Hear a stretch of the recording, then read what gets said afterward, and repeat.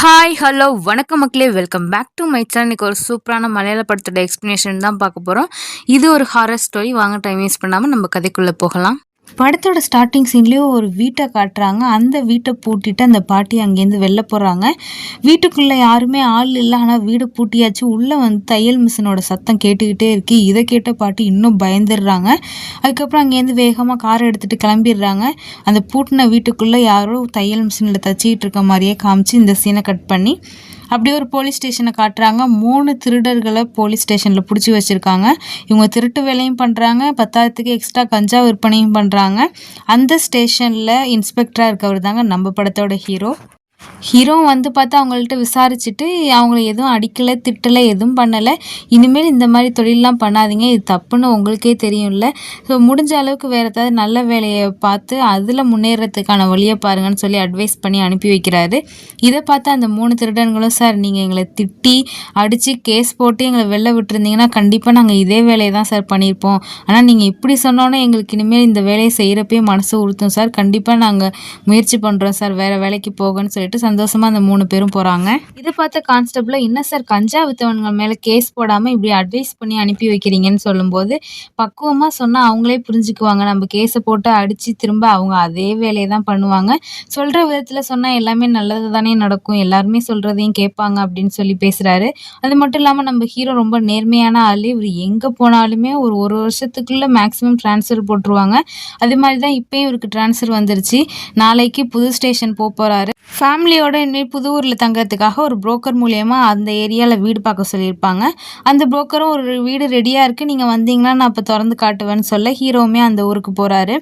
பார்த்தா அந்த புரோக்கர் சுற்றி காமிச்சிக்கிட்டு இருக்காரு. வீடு நல்ல பெரிய வீடாக தான் இருக்குது. 4 பெட்ரூம், கீழே 2 பெட்ரூம், மேலே 2 பெட்ரூம்னு சொல்லிட்டு எல்லா இடத்தையும் சுற்றி காமிச்சிக்கிட்டு இருக்கும்போது கீழே இருக்க 2 பெட்ரூமே திறந்து காமிச்சிடுறாரு. மாடியில் இருக்க 2 பெட்ரூமில் ஒரு பெட்ரூம் தான் ஓப்பனில் இருக்குது, இன்னொன்று என்ன க்ளோஸில் இருக்குது, இதை திறந்து காட்டுங்கன்னு சொல்லும்போது புரோக்கரோ கொஞ்சம் பயந்து தான் திறந்து காட்டுறாரு. உள்ளே பார்த்தா ஒரு தையல் மிஷின் இருக்குது. இது போன வாட்டி இருந்தவங்க விட்டுட்டு போயிருப்பாங்க போல சார், உங்களுக்கு வேணான்னா சொல்லுங்கள் எடுத்துடலாம் அப்படின்னு சொல்லும்போது ஹீரோவோ இல்லை வேணாம் இருக்கட்டும், என் ஒய்ஃபு தப்பாங்க அப்படின்னு சொல்கிறாங்க. 10,000க்கு நாங்கள் 4 பெட்ரூம்லாம் யூஸ் பண்ண மாட்டோம், 3 பேர் தான் நாங்கள், நானும் என் ஒய்ஃபு என் பொண்ணு, பரவாயில்ல இந்த இடத்துல தையல் மிஷின் இருந்துட்டு போட்டோன்னு சொல்கிறாரு ஹீரோவும் வீடு எங்களுக்கு ஓகேன்னு சொல்லிட்டு அட்வான்ஸ் மணியையும் கொடுத்துட்டு உங்களுக்கான கமிஷன் நான் லேட்டாக தரேன்னு சொல்கிறாரு. 10,000க்கு ஜாமான்லாம் 2 ஆளை வச்சு உள்ளே எல்லாத்தையும் இறக்கி வச்சுருங்க, அதுக்கான காசையும் நான் கொடுத்துட்றேன்னு சொல்லிட்டு கிளம்புறாரு. இவர் புரோக்கரோ ஹீரோ கிளம்புன உடனே போலீஸ்காரன்ட்டேருந்து நம்மளுக்கு கமிஷன் வாங்குறதே பெரிய விஷயமாச்சுன்னு யோசிச்சுட்டு இருக்கும்போது வீட்டுக்குள்ளே ஏதோ சவுண்டு கேட்குது. இதை பார்த்து அவர் பயந்து போயிடுறாரு. உடனே இங்கேருந்து கிளம்புனா போதுண்டா சாமின்னு அறக்க பறக்க புரோக்கர் அங்கேருந்து ஓடிடுறாரு. இப்போ ஹீரோ அவரோட புது ஸ்டேஷனுக்கு தான் வந்திருக்காரு. உள்ளே போனோடனே 2 பேரை பிடிச்சி வச்சுருக்காங்க. அவங்க என்ன கேஸுக்காக பிடிச்சி வச்சுருக்காங்கன்னு பார்த்தீங்கன்னா, வாழைத்தார் 2 திருடி இருப்பாங்க, அந்த கேஸுக்காக தான் பிடிச்சி வச்சுருக்காங்க. 10,000க்கு திருடின வாழைத்தாரை அவங்களே உட்காந்து சாப்பிட்டுட்டு இருக்காங்க. இதை பார்த்த ஹீரோவோ என்ன பிரச்சனை அப்படின்னு விசாரிக்கும் போது, சார் இந்த 2 வாழைத்தாரை திருட்டோம்னு சொல்லிட்டு எங்களை கூப்பிட்டு உட்கார வச்சுருக்காங்க சார் அப்படின்னு சொல்லும்போது ஹீரோவோ அப்படி ஏன் திருடி சாப்பிடணும், உழைச்சி சாப்பிட வேண்டியதான்னு கேட்கும்போது, சார் எங்களுக்கு 2 பேருக்குமே கிட்னி இல்லை சார், ஒரு கிட்னி தான் இருக்குது, அதனால ஹார்ட் ஒர்க் பண்ணி உழைக்க முடியாதுன்னு இந்த மாதிரி திருடி சாப்பிட்டு வாழ்ந்துகிட்டு இருக்கோம் சார்னு சொல்லும்போது ஹீரோவும் சரி கஷ்டப்பட்டு இவ்வளோதான் சாப்பிட்டுட்டீங்க, மீதியையும் உட்காந்து சாப்பிட்டுட்டு போங்கன்னு சொல்லிட்டு போகிறாரு. அவங்க பொய் சொல்கிறாங்கன்னு ஹீரோக்கு தெரிஞ்சுமே சாப்பிட்றதுக்காக தானே திருடினாங்கன்னு சொல்லிட்டு ஹீரோவும் பெருசாக எடுத்துக்கல. அதுக்கப்புறம் போய் அவரோட பிளேஸில் உட்காடுறாரு. அப்போ அதே ஸ்டேஷனில் வேலை பார்க்குற வினோத்துங்கிறவர் ஹீரோ கிட்ட வந்து அறிமுகப்படுத்துகிறாரு. சார் நான் இப்போ தான் சார் நியூவாக ஜாயின் பண்ணியிருக்கேன், என்னோட ஹோம் டவுன் கூட இதுதான் சார்னு சொல்லும்போது ஹீரோவும் சூப்பரியா, உன்னோட சொந்த ஊர்லேயே இந்த மாதிரி வேலை கிடைக்கிறது பெரிய விஷயம், போஸ்டிங் கிடைக்கிறதுன்னு சொல்லி பாராட்டிகிட்டு இருக்காரு. அப்புறம் வினோத்தும் ஹீரோ கிட்ட எக்ஸ்பிளைன் பண்ணுறாரு, இந்த ஊரில் அவ்வளோலாம் பெரிய எந்த கேஸும் வராது சார், அதிகமாக திருட்டு கேஸ் தான் வரும். இப்போ திருடன்களையும் கொஞ்சம் கொஞ்சமாக நாங்களும் பிடிச்சிக்கிட்டு இருக்கோம், மற்றபடி இங்கே சொல்கிற மாதிரி எதுவும் நடக்காது சார், எந்த பிரச்சனையும் இல்லை, பீஸ்ஃபுல்லான பிளேஸ் அப்படின்னு சொல்லிட்டு இருக்காரு. அப்படி இவங்க 2 பேரும் பேசிக்கிட்டு இருக்கப்ப வினோத்துக்கு கரெக்டாக ஃபோன் கால் வருது. பூர்ண வீட்டில் யாரோ திருடிட்டு இருக்காங்கன்னு சொல்லிட்டு சரி என்ன அங்கே போய் விசாரிக்கலாமேன்னு சொல்லிட்டு ஹீரோவும் ஹீரோ கூட இருந்த வினோத்தும் கிளம்பிடுறாங்க. இங்கே அப்படியே சீனை கட் பண்ணால் ஹீரோ தான் புரோக்கர்கிட்ட சொல்லிட்டு வந்தார் இல்லையா, 2 ஆளுங்களை வச்சு வீட்டில் இருக்க ஜாமான்லாம் இறக்கிருங்கன்னு சொல்லிட்டு அதே மாதிரி வண்டியில் ஜாமான்லாம் இறக்கிட்டு வந்து 2 ஆளுங்களை வச்சு இறக்கி வச்சுக்கிட்டு இருக்காங்க. அப்படி ஒருத்தர் ஜாமான்லாம் இறக்கி வச்சுக்கிட்டு இருக்கும்போது வீட்டுக்குள்ளேயே ஸ்மோக் பண்ணுவார். அந்த புகையில் ஒரு உருவம் தெரியும். அதை பார்த்து இவர் பயந்து கத்திக்கிட்டு இருக்கப்ப இன்னொருத்தர் ஜாமான் இறங்கிட்டு இருக்காரும். என்ன இவன் கத்துறான்னு சொல்லிட்டு ரூம்குள்ளே பார்த்தா தையல் மிஷின் தானாகவே ஓடிட்டு இருக்கு. இதை பார்த்து 2 பேரும் பயந்து அங்கேருந்து அங்கேருந்து உளுந்து அடிச்சுக்கிட்டு இங்கேருந்து கிளம்புனா போதுண்டான்னு சொல்லிட்டு வண்டியை எடுத்துகிட்டு கிளம்பிடுறாங்க. இதை பார்த்த புரோக்கரை என்ன இவனுங்க இவ்வளோ ஃபாஸ்ட்டாக ஓடுறாங்க, உள்ளே எதையும் பார்த்துட்டானுங்களா என்னன்னு சொல்லிட்டு இவரும் வீட்டுக்குள்ளே வந்து எட்டி பார்க்குறாரு. புரோக்கர் போய் பார்க்கும்போது உள்ளே ஏதோ சவுண்டு கேட்குது. இதை பார்த்தவர் வீட்டுக்கூடயே பூட்டாமல் அவரும் அங்கேருந்து ஓடி போயிடுறாரு. அப்படியே வீட்டுக்குள்ளே ஜூம் வச்சு காட்டினா உள்ள ஒரு லேடியும் அவங்க குழந்தையும் உட்காந்து தையல் மிஷினில் தச்சிக்கிட்டு இருக்க மாதிரி காட்டுறாங்க. இங்கே அப்படியே சீனை கட் பண்ணால் ஹீரோவையும் அதே ஊரை சேர்ந்த வினோத்துங்கிறவரையும் காட்டுறாங்க. இவங்க ஒரு திருட்டு கேஸ் தானே விசாரிச்சுட்டு வராங்க. அப்படி இவங்க பேசிட்டு வரும்போது, சார் கம்பியெல்லாம் வளைச்சி உடச்சி எடுத்துகிட்டு போயிருக்காங்க, இது ஊர்க்காரவங்க பண்ணியிருக்க சான்ஸே இல்லை சார், ஏன்னா இவங்க கம்பியெல்லாம் உடச்சி வளைக்கும் போது சவுண்டு கேட்டிருக்கோம், பக்கத்தில் இருக்கவங்களாம் வந்திருப்பாங்க, ஸோ ஏதோ வேறு வெளியூர்காரன் தான் வந்து நேக்காக திருடிட்டு போயிருக்கான் அப்படின்னு சொல்லி பேசிகிட்டு இருக்கும்போது 2 பேர் வராங்க. இவங்கள பார்த்தா கொஞ்சம் டவுட்டாக இருக்கே, உள்ளூர்காரவங்க மாதிரியும் தெரியலேன்னு சொல்லி நிறுத்தி விசாரிக்கும் போது, சார் இங்கே வேலை கிடச்சிருக்கு, அந்த வேலையை பார்க்குறதுக்காக போயிட்டுருக்கோம் சார்னு சொல்கிறாங்க. பேக்கில் என்னன்னு கேட்டால் டூல்ஸு சார், வேலை பார்க்குறதுக்கான டூல்ஸுன்னு சொல்லவும் சரி போங்கன்னு சொல்லிட்டு ஹீரோவும் அனுப்பி விட்டுடுறாரு. இப்போ ஹீரோ நேராக வீட்டுக்கு தான் போகிறாரு. வீட்டுக்கு போய் பார்த்தா ஒய்ஃபும் குழந்தையும் ஆல்ரெடி வீட்டுக்கு வந்துடுறாங்க. அப்புறம் ஒய்ஃப் தான் சொல்கிறாங்க, திங்ஸ் எல்லாமே அலங்கோலமாக கிடந்துச்சு, நான் தான் எல்லாத்தையும் அடுக்கி எடுத்து வச்சேன் அப்படின்னு சொல்லும்போது, இல்லையே நான் 2 பேர் வந்து எல்லாத்தையும் ஹெல்ப் பண்ணுறதுக்காக ஜாமான்லாம் இறக்கி வைக்க சொன்னேன்னு கேட்கும்போது, இல்லையே அப்படி யாரும் இல்லை, வீடு கூட திறந்தே தான் இருந்துச்சு, நானும் பாப்பாவும் தான் வீட்டை ஃபுல்லாக அரேஞ்ச் பண்ணோம் அப்படின்னு சொல்லிட்டு இருக்காங்க. அடுத்து ஹீரோவோட ஒய்ஃபும், நீங்கள் இத்தனை நாள் ஹோட்டல்லே சாப்பிட்டு உடம்பு கெடுத்துருப்பீங்க, நான் சமைச்சு வைக்கிறேன், நீங்கள் போய் குளிச்சுட்டு வந்து சாப்பிடுங்கன்னு சொல்லவும் ஹீரோவும் சரின்னு குளிக்க போகிறாரு. ஹீரோ குளிச்சிக்கிட்டு இருக்கும்போது ஏதோ குழந்தை சிரிக்கிற மாதிரி சவுண்டு கேட்குது. சரி அவரோட பொண்ணு தான் சிரித்து விளாண்டுட்டு இருக்கு போலன்னு சொல்லிட்டு அவர் பெருசாக எதுவும் எடுத்துக்கல. குளிச்சுட்டு வந்து சாப்பிட்டுட்டு இருக்கும்போது ஹீரோயின் பேசிக்கிட்டு இருக்காங்க, இந்த ஊர் ரொம்ப அழகாக இருக்குது, உங்களுக்கு மறுபடியும் அடுத்து ட்ரான்ஸ்ஃபர் போடுறதுக்குள்ளே நம்ம இந்த ஊரை சுற்றி பார்த்துடலாம் அப்படின்னு சொல்லி ஹீரோயின் பேசிகிட்டு இருக்கும்போது குழந்தை சாப்பிடாம அந்த தையல் மிஷின் இருக்க ரூமையே பார்த்துக்கிட்டு இருக்கு. அப்படியே ஜூம் வச்சு நமக்கு காட்டுறாங்க, அந்த குழந்தை அந்த தையல் மிஷினில் இருக்க ரூமில் இருக்க அந்த பேயை தான் பார்த்துக்கிட்டு இருக்கா. அவள் கண்ணுக்கு மட்டும் தெரியுது போல். ஹீரோயினை நீ என்ன அந்த ரூமில் வேடிக்கை பார்த்துக்கிட்டே இருக்க, சாப்பிடுன்னு சொல்லிட்டு அந்த குழந்தைய சாப்பிட வச்சுக்கிட்டு இருக்காங்க. அதுக்கப்புறம் அப்படியே சீனை கட் பண்ணால் ஹீரோயின் சொல்லியிருப்பாங்க இல்லையா, அவங்களுக்கு ட்ரான்ஸ்ஃபர் போடுறதுக்குள்ளே நம்ம சீக்கிரம் அந்த ஊரை சுற்றி பார்க்கணுன்னு சொல்லிட்டு ஹீரோ அடுத்த 2 நாளே லீவ் போட்டுட்டு ஃபேமிலியோடு அந்த ஊரில் இருக்க எல்லா இடத்தையும் சுற்றி பார்க்குறாங்க, என்ஜாய் பண்ணுறாங்க. இவங்க அப்படி ஜாலியாக என்ஜாய் பண்ணிகிட்டு இருக்காங்க. சுற்றி பார்த்துட்டு மறுபடியும் ஹீரோ வேலைக்கு போகணும் இல்லையா, லீவ் முடிச்சுட்டு வீட்டுக்கு வந்து டியூட்டிக்கு கிளம்புறாரு. அப்போ குழந்தை வந்து அப்பா எனக்கு பால் வேணும்னு கேட்குறா. ஹீரோவோ நீ பால் விளையாடவே மாட்டியே அப்படின்னு கேட்கும்போது, இல்லை எனக்கு புது ஃப்ரெண்ட்ஸ் கிடச்சிருக்காங்க, நான் அவங்களோட சேர்ந்து விளையாட போகிறேன், எனக்கு பால் வேணும்னு சொல்லவும் ஹீரோவும் சரி நான் வாங்கிட்டு வரேன்னு சொல்கிறாரு. ஹீரோ நேராக ஸ்டேஷன் போனால் 2 பேரை பிடிச்சி வச்சுருக்காங்க. இந்த 2 பேரை ஆல்ரெடி ஹீரோ பார்த்து பேசி அனுப்பியிருப்பார். இவங்க நம்ம ஆல்ரெடி பார்த்த பசங்க தானேன்னு சொல்லிட்டு வினோத்திட்ட விசாரிக்கும் போது, ஆமாம் சார் திருட போய் கையங்காலமாக மாட்டிக்கிட்டாங்க, அதுவும் யார் வீட்டுக்கு தெரியுமா சார் திருட போயிருக்காங்க, உங்கள் வீட்டுக்கு தான் சொன்னோன்னே, ஏன் வீட்டுக்கா அப்படின்னு இந்த திருடனுங்களை ஹீரோ விசாரிக்கும் போது, சார் நாங்கள் உங்கள் வீட்டுக்கு திருட போனது உண்மை தான் சார், ஆனால் எங்களை எந்த பொருளுமே அந்த வீட்டில் இருக்கிறதுங்க எடுக்க விடலைன்னு சொல்லும்போது, என்னையா சொல்கிற, வீட்டில் நானே என் ஒய்ஃபு குழந்தை மட்டும்தான் இருக்கோம், நீ வேறு யாரும் எடுக்க விடலன்னு சொல்கிறேங்கும்போது, இல்லை சார் உங்கள் 3 பேர் தவிர மீதி 2 பேர் நான் அந்த வீட்டில் இருக்காங்க சார், நான் பார்த்தேன், அது மட்டும் இல்லாமல் அவங்க உங்களுக்கு முன்னாடியிலேருந்தே அந்த வீட்டில் இருந்தவங்க, நான் அவங்கள ஏற்கனவே பார்த்துருக்கேன், அந்த வீட்டில் ஏதோ அமானுஷ்யமாக இருக்குது சார், நீங்கள் அங்கே இருக்காதீங்க, நாங்கள் 2 பேர் உயிர் பொழைச்சி வந்ததே பெரிய விஷயம், நீங்கள் அங்கேருந்து காலி பண்ணுங்கன்னு சொல்லி திருடன் பயந்துக்கிட்டே பேசவும் ஹீரோக்குமே கொஞ்சம் என்னடா இது அப்படின்னு சொல்லிட்டு பயப்படுறாரு.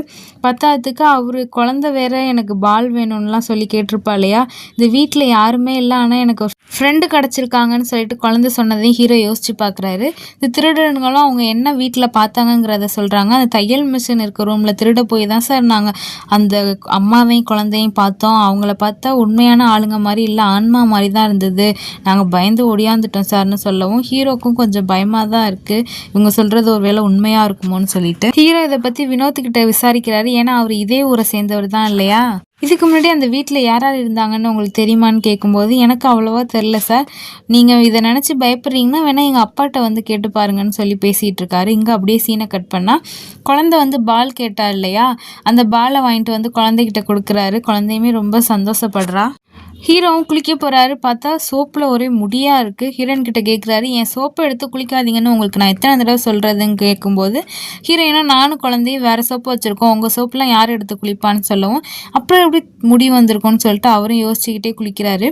குளிச்சுட்டு வந்து பார்த்தா குழந்தை தையல் மிஷின் இருக்க ரூமில் யார்கிட்டயோ பேசிக்கிட்டு இருக்கா. அப்பா இப்போ தான் பாலுக்கு காத்தடிச்சிட்டு இருக்காரு, வெயிட் பண்ணி சேர்ந்து விளாட்லான்னு சொல்லிட்டு. உடனே ஹீரோவுமே யார்கிட்டமா பேசிகிட்டு இருக்கேன்னு போய் பார்த்தா அந்த ரூமில் யாருமே இல்லை, ஆனால் குழந்தையும் என் ஃப்ரெண்டு ஃப்ரெண்டுக்கிட்ட பேசிகிட்டு இருக்கேன்னு சொல்கிறா.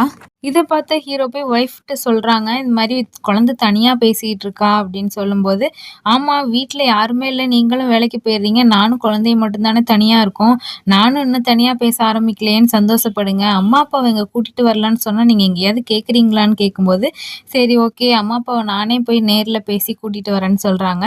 அதுக்கப்புறம் சாப்பிட்டு முடிச்சுட்டு தூங்கலாமேன்னு போகும்போது ஹீரோயின் அப்போ தான் சொல்கிறாங்க, எங்கே நான் வந்த புதுசில் பார்க்கும்போது தையல் மிஷின் ஒர்க் ஆகவே இல்லை, இப்போ போய் பார்த்தா நல்லா ஒர்க் ஆகுது, நானே உங்கள்கிட்ட சொல்லணும்னு நினச்சிட்டு இருந்தேன், அதை ரிப்பேர் பண்ணுங்க ஏதாவது தைக்கலாமேன்னு சொல்லிட்டு நீங்கள் நான் சொல்லாமலே ரிப்பேர் பண்ணிட்டு வந்துட்டீங்கன்னு சொல்லும்போது ஹீரோக்கு பக்குன்னு தூக்கி வாங்கி போகிறது. ஏன்னா நான் எதுவும் ரிப்பேர் பண்ணலையே அப்படின்னு இவர் யோசிச்சுக்கிட்டே வெளில வந்து பார்க்குறாரு. பார்த்தா அந்த தையல் மிஷினில் அம்மாவும் பொண்ணும் உட்காந்து தச்சிக்கிட்டு இருக்காங்க. இவர் பார்த்துட்டு இருக்கதை பார்த்து அந்த உருவம் ஹீரோவை பார்த்து என்ன ஹீரோன்னு சொல்லிட்டு ஹீரோட பேரை சொல்லியே கூப்பிடவும் அவர் பயந்து போயிடுறாரு.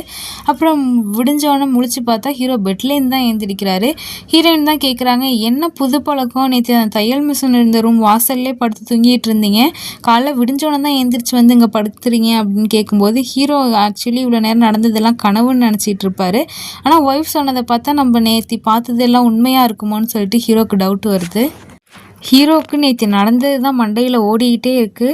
அந்த அம்மாவும் பொண்ணு யார், அந்த அவங்களுக்கு எப்படி என் பேர் தெரியும் அப்படின்னு சொல்லிட்டு யோசிச்சுக்கிட்டே இருக்காரு. நம்ம பார்த்தது கனவா இல்லை உண்மையா அப்படின்னு சொல்லிட்டு அவர் மண்டையில் அதே ஓடிக்கிட்டு இருக்கு. மறுபடியும் வினோத் கிட்ட இதை பற்றி பேசுகிறாரு.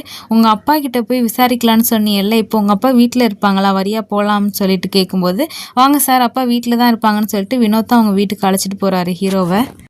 ஹீரோவும் வினோத்தோட அப்பாட்ட போய் பேசுகிறாரு. இதுக்கு முன்னாடி நாங்கள் இருந்த வீட்டில் வேறு யாராவது இருந்தாங்களா சார், எதுவும் பிரச்சனையா அங்கே அப்படின்னு சொல்லி விசாரிக்கும்போது, நீங்கள் இருந்த வீட்டில் வந்து ரொம்ப நாள் பூட்டியே தான் தம்பி இருந்தது, ஒரு 4-5 வருஷத்துக்கு முன்னாடி அந்த வீட்டில் ஒரு அம்மா பொண்ணு வாழ்ந்து வந்துக்கிட்டு இருந்தாங்க, அந்த வீட்டில் திருட போன எவனோ அவங்கள கொண்டிருக்கான், அவங்க இறந்து போனது கூட நிறைய பேருக்கு தெரியலை, அந்த வீட்டிலேருந்து அழுகுன ஸ்மெல் வரதை பார்த்து தான் வீட்டை உடச்சி உள்ளே திறந்து பார்த்தா அவங்க அழுகுன நிலமையில் இருந்தாங்க, அதுக்கப்புறம் அவங்க பாடியை எடுத்தோம், இன்னும் அந்த கேஸ் கூட க்ளோஸ் ஆகாமல் தான் சார் இருக்குது, அதுக்கப்புறம் ரொம்ப நாள் அந்த வீடு பூட்டியே தான் இருந்தது, அதுக்கப்புறம் ரொம்ப வருஷம் கழித்து ஒரு ஃபேமிலி அங்கே வந்தாங்க, வந்து பார்த்தா அவங்களும் கொஞ்ச நாள்லேயே அங்கேருந்து கிளம்பிட்டாங்க, அவங்க ஏன் கிளம்புனாங்கன்னு பார்த்தீங்கன்னா அந்த ஊர் மக்கள் ஏதாவது சொல்லி அவங்கள பயமுடுத்தியிருப்பாங்க, அதனால் கூட ஒரு வேளை அவங்க சீக்கிரம் காலி பண்ணிட்டு போயிருந்துருக்கலாம், அதுக்கப்புறம் நீங்கள் தான் இப்போ வந்திருக்கீங்கன்னு சொல்லும்போது ஹீரோவுமே அப்போ நாங்கள் வரத்துக்கு முன்னாடி 2-3 வருஷம் அந்த வீடு பூட்டியே தான் இருந்துச்சான்னு கேட்குறாரு. ஆமான்னு சொல்கிறாரு.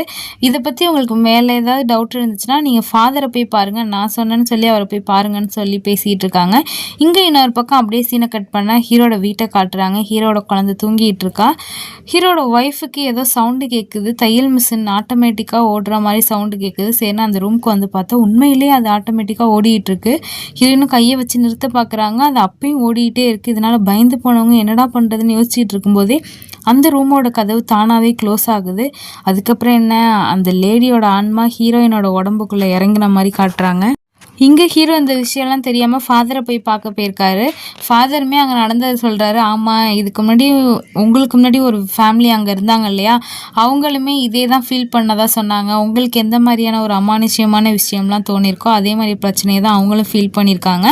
அந்த வீட்டில் இருக்க தையல் மிஷினை எடுத்துகிட்டு நான் வாடகைக்கு ஓடுங்கன்னு நான் அத்தனை தடவை சொன்னேன், இருந்தாலும் அவங்க கேட்காம அந்த தையல் மிஷினோடய வாடகைக்கு விட்டுருக்காங்க. அந்த தையல் மிஷினில் ஒரு ஆன்மா இறங்கியிருக்கு, அதை அப்புறப்படுத்தினா தான் உங்களுக்கு எந்த பிரச்சனையும் இருக்காது, பெருசாக அவங்க சொல்கிற அளவுக்கு எந்த பிரச்சனையும் இருக்காது, பயப்படாதீங்க, முடிஞ்ச அளவுக்கு அந்த தையல் மிஷினை வீட்டிலேருந்து ஃபஸ்ட்டு வெளில எடுத்து எங்கேயாவது போட பாருங்கள் அப்படின்னு சொல்லி ஃபாதரை அட்வைஸ் பண்ணேன்.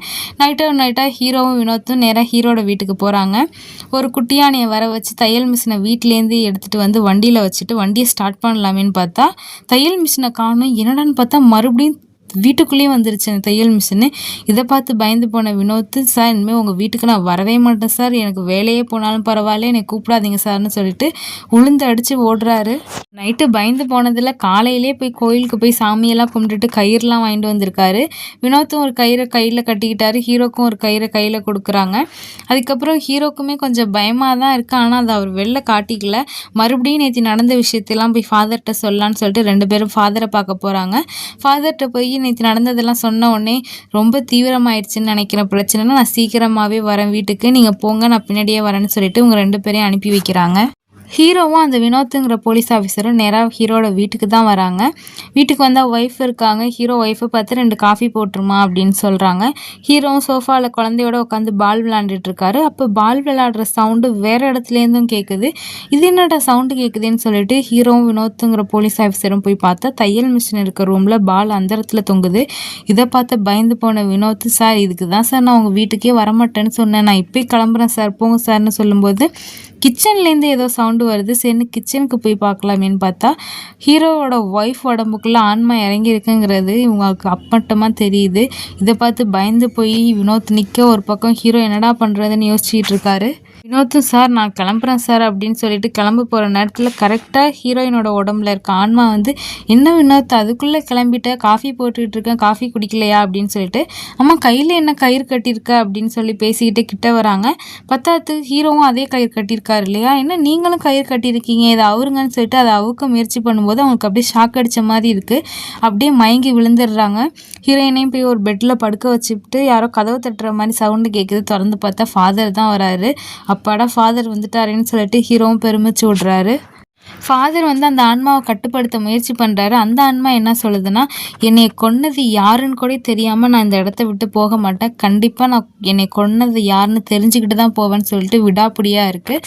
ஃபாதரும் இந்த உடம்பை விட்டு வெளில போகணும்னு சொல்லி முயற்சி பண்ணிகிட்ருக்காரு.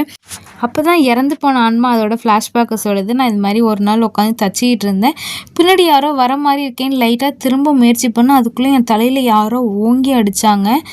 அதுக்கப்புறம் தையல் மிஷினில் இருக்க அந்த கம்பி வந்து அவங்க தலையில் இறங்கி அப்படியே இறந்து போயிருப்பாங்க. பத்தாத்துக்கு அந்த மாஸ்க் போட்டு வந்த கொலைக்காரன் அந்த குழந்தையுமே கொண்டுட்டு போயிருப்பான். ஸோ எதுக்காக இறந்தோம், யார் எங்களை கொண்டான்னு தெரிஞ்சுக்காம நான் இங்கேருந்து போக மாட்டேன்னு சொல்லிடுது அந்த பேய். இருந்தாலும் ஃபாதர் ஏதோ மந்திரம்லாம் சொல்லி அந்த ஆன்மாவை ஹீரோயினோட உடம்புலேருந்து விரட்டிட்டு அந்த தையல் மிஷினே அக்கக்கா பிரித்து இதை ஒரு ஏரியில் போட்டுருங்க. இந்த தையல் மிஷின் வெளில போயிட்டனால உங்கள் வீட்டுக்குள்ளே இருக்க ஆன்மா போயிடுச்சுன்னு மட்டும் நினைக்காதீங்க. அந்த ஆன்மாவை கொன்னது யாருங்கிறத கண்டுபிடிக்க வேண்டியது உங்கள் பொறுப்பு. அது தெரிஞ்சாதான் இங்கேருந்து அந்த ஆன்மா முழுசாக வெளில போகும்னு ஃபாதர் சொல்கிறாரு. ஹீரோவுமே நான் கண்டிப்பாக கண்டுபிடிப்பேன் ஃபாதர்னு சொல்கிறாரு. பத்தாவதுக்கு ஃபாதரோட அசிஸ்டன்ட் என்ன சொல்கிறாருன்னா, வினோத்துக்கும் இந்த வீட்டுக்கும் ஆல்ரெடி நிறைய தொடர்பு இருக்க மாதிரி எனக்கு ஒரு சந்தேகம் வருது, நீங்கள் வினோத்தை என்னன்னு விசாரிச்சு பாருங்கள் அவருக்கு தெரியாமலேன்னு சொல்லிட்டு அவர் ஒரு சந்தேகத்தை கிளப்பிட்டு போகவும் ஹீரோக்கு வினோத் மேலே சந்தேகம் வருது. நேராக வினோத்தோட வீட்டுக்கு தான் போகிறாரு. அப்போ அவர் போட்டிருக்க க்ளவுஸை பார்த்த உடனே அவருக்கு கன்ஃபார்ம் ஆயிடுது, அன்னைக்கு இந்த குழந்தையும் இந்த அம்மாவையும் கொன்னது வினோத் தான் சொல்லிட்டு வினோத் வர வரைக்கும் அவங்க வீட்டில் வெயிட் பண்ணி வந்தோடனே போட்டு அடின்னு அடிக்கிறாரு. எதுக்குடா அந்த குழந்தையும் அந்த அம்மாவையும் கொலை பண்ணன்னு கேட்கும்போது இவர் கடைசி வரைக்கும் எதுவுமே சொல்லாமல் இருக்காரு. வினோத்தோட அப்பா வந்து என் பையன் அந்த மாதிரிலாம் பண்ணியிருக்க மாட்டான், முதல்ல அடிக்காதப்பான்னு சொல்லி பிரிச்சுக்கிட்டு இருக்கும்போது வினோத்தே ஒத்துக்கிறாரு, ஆமாம் நான் தான் அவங்கள கொலை பண்ணேன்னு சொல்லிட்டு. வினோத் ஒத்துக்கிட்ட உடனே அந்த இடத்துக்கு அந்த ஆன்மாவும் வந்துடுது. ஸோ வினோத் அந்த ஆன்மாவை பார்த்துட்டு, நீ எதுக்காக இறந்த, நான் எதுக்காக உன்னை கொலை பண்ணேன்னு உனக்கே தெரியாதுல்ல, அதை முதல்ல தெரிஞ்சுக்கோன்னு சொல்லிட்டு பேய்கிட்டே அந்த ஃப்ளாஷ்பேக்கை சொல்லிகிட்டு இருக்காரு. ஆக்சுவலி வினோத்தும் இதே ஊரை சேர்ந்தவர் தான் இல்லையா. வினோத் வந்து ஏதோ வீட்டுக்கெல்லாம் நோட்டீஸ் கொடுக்கறதுக்காக வந்திருக்கும் போது தான் இறந்து போன அந்த பொண்ணோட வீட்டுக்குமே நோட்டீஸ் கொடுக்கறதுக்காக வந்திருப்பார். இப்போ பார்த்தோன்னே இவங்களை பிடிச்சிருச்சு அவருக்கு. அதுக்கப்புறம் அவங்களுக்கே தெரியாமல் அவங்க பின்னாடி ஃபாலோ பண்ணுறது, அவங்களுக்கே தெரியாமல் அவங்கள ஓரமாக ஒளிஞ்சிருந்து பார்த்து ரசிக்கிறதுன்னு சொல்லிட்டு அவங்கள ரொம்பவே இவருக்கு பிடிச்சிருது. ஒன்று சைடாக லவ் பண்ணவே ஆரம்பிச்சிடுறாரு. இவங்க எல்லாமே இனிமேல் நம்மளால் வாழவே முடியாதுங்கிற கட்டத்துக்கு வந்தவர் எப்படியாவது உங்களுக்கு போய் இன்னைக்கு ப்ரப்போஸ் பண்ணிடணும்னு சொல்லிட்டு நேராக அவங்க வீட்டுக்கு போய் இவரோட காதலையும் வெளிப்படுத்தியிருப்பார். அவங்க கோவமா திட்டி இவங்க கன்னத்திலே அரைஞ்சு கதவை சாத்திட்டு போயிருப்பாங்க. இது அவருக்கு ஏற்பட்ட பெருத்த அவமானமா நினைக்கிறாரு. அதனால இவரும் மனசு உடஞ்சி போய் தற்கொலை பண்ணி இறந்துடலாமேன்னு யோசிக்கும் போது தான், நம்ம ஆசையாக விரும்பின பொண்ணு இங்கே உயிரோட வாழுவா, நம்ம இறந்து போயிடணுமா, நமக்கு கிடைக்காது, நமக்கு பிடிச்ச பொருள் வேறு யாருக்கும் கிடைக்கக்கூடாது அப்படின்னு சொல்லிட்டு தான் இவங்க 2 பேரையும் கொல்றதுக்கு நான் பிளான் பண்ணி அன்னைக்கு நான் போய் கொண்டுட்டு வந்தேன் அப்படின்னு சொல்லிட்டு இவர் எக்ஸ்பிளைன் பண்ணுறாரு. சொன்னது மட்டும் இல்லாமல் இவரும் தற்கொலை பண்ணி இறந்துடுறாரு. இதை பார்த்து அந்த பேய்க்குமே யார் கொன்னாங்கன்னு தெரிஞ்சிருச்சு, நம்மளை கொன்னவங்களும் இறந்து போயிட்டாங்கன்னு சொல்லிட்டு அந்த ஆன்மாவும் மறைஞ்சு போயிடுது. அப்புறம் என்னங்க, ஹீரோக்கு எந்த பிரச்சனையுமே இல்லை, அந்த வீட்டில் அவங்க நிம்மதியாக வாழலாம். அப்படியே சீனை கட் பண்ணால் ஹீரோட வீட்டில் இருக்க தையல் மிஷினை பார்ட்டாக கழட்டி ஒரு சாக்கில் கட்டி ஏரியில் வீசி போட்டிருப்பாங்க. அந்த மூட்டை தானாகவே பிரிஞ்சு உள்ளே இருக்க பாட்டெலாம் வெளில வந்து தானாகவே ஃபிக்ஸ் ஆகிக்குது. ரோட்டில் ஒரு வண்டி போயிட்டுருக்கு, அந்த வண்டி எம்டியாக தான் இருக்குது. இந்த தையல் மிஷின் தானாகவே அந்த வண்டி மேலே வந்து உட்காந்துக்குது. ஸோ செகண்ட் பார்ட்டுக்கு லீடு கொடுத்துட்டு இந்த படத்தை முடிக்கிறாங்க. Thank you so much friends.